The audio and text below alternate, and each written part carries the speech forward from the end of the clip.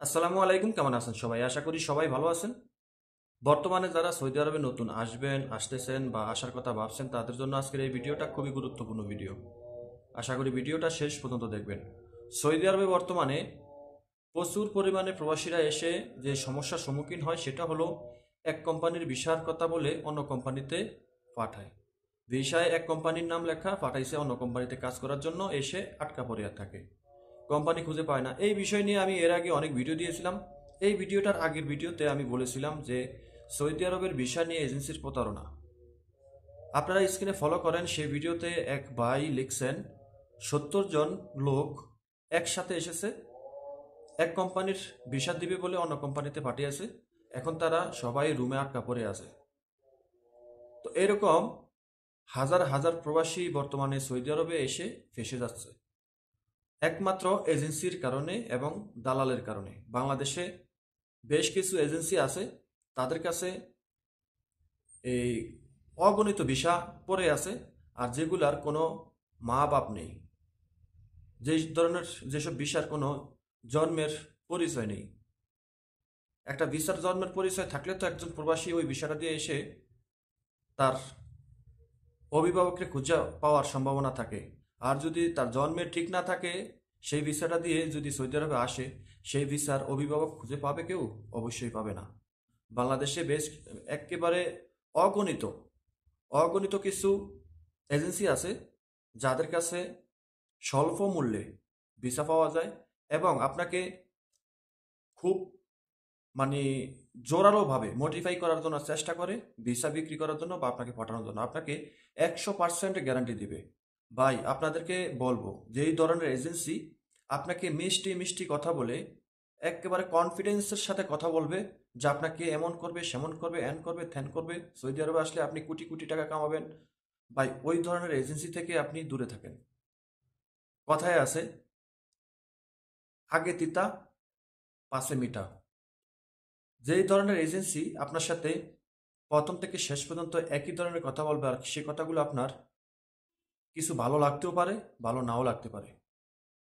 আর যেসব ধরনের এজেন্সি আপনার সাথে প্রথম থেকে শেষ পর্যন্ত মিষ্টি মিষ্টি কথা বলবে, একদম মানে হ্যান করতে পারবে, ত্যান করতে পারবে, তাদের এমন আছে সেমন আছে, ওই ধরনের এজেন্সি থেকে দূরে থাকেন।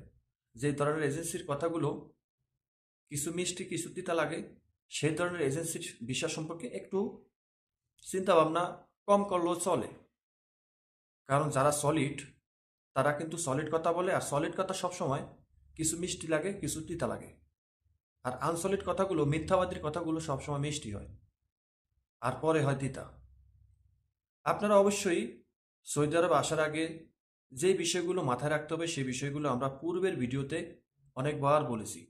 ভাই, সৌদি আরবে আসতে গেলে যে কোম্পানিতে আসবেন সেই কোম্পানির নামটা যেন আপনার ভিসাতে লেখা থাকে, এবং সেই কোম্পানিতে কাজ আছে কিনা সেটা এনশিওর হয়ে, কনফার্ম হয়ে তারপরে সৌদি আরবে আসার কথা ভাবেন। আপনি যদি ঋণ করে সৌদি আরবে আসার কথা ভাবেন, তাহলে আমি আপনাদেরকে বলবো যে আপনারা আসার দরকার নাই।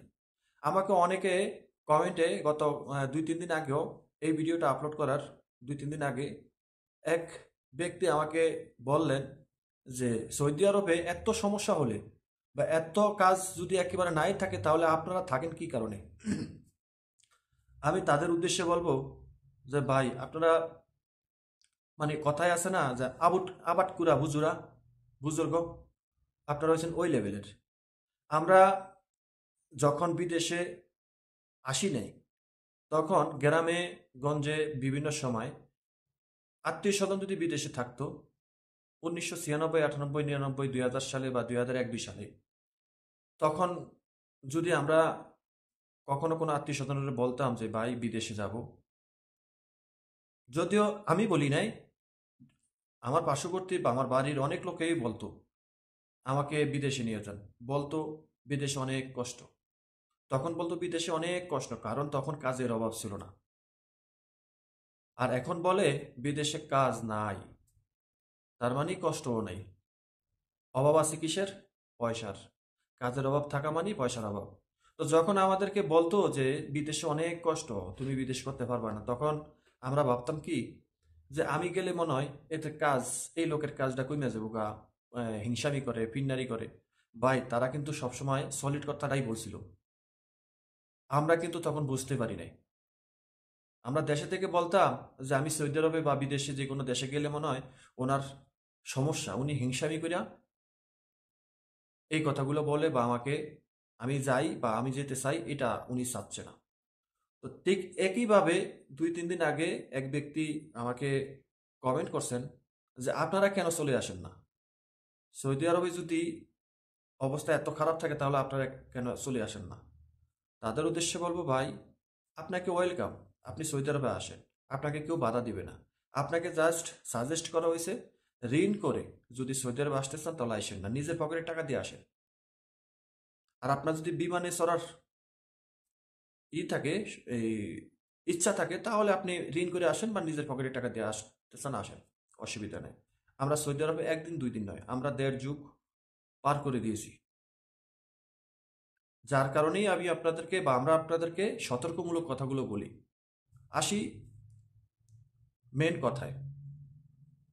তো এই যে সৌদি আরবে এক কোম্পানির ভিসা পাঠাইছে আরেক কোম্পানিতে। তার নিজের কোম্পানির কোনো ঠিক ঠিকানা নেই, কোনো পরিচয় নেই। ভিসাতে লেখা আছে অমুক কোম্পানি তমুক কোম্পানি। কিন্তু এসে দেখে কোম্পানির কোনো খোঁজ খবর নাই। আছে অন্য কোনো কোম্পানিতে। অর্থাৎ একটা সিটিংবাজির মধ্যে পড়ে গেছে। আপনাদেরকে সতর্ক আবারও করি, আপনারা বিদেশে আসেন, কোনো অসুবিধা নাই, ভেবে চিন্তে আসেন। প্রথমত সাজেস্ট করব ঋণ করে না আসার। দ্বিতীয়ত সাজেস্ট করব নিজের পকেটের টাকা দিয়ে আসার জন্য।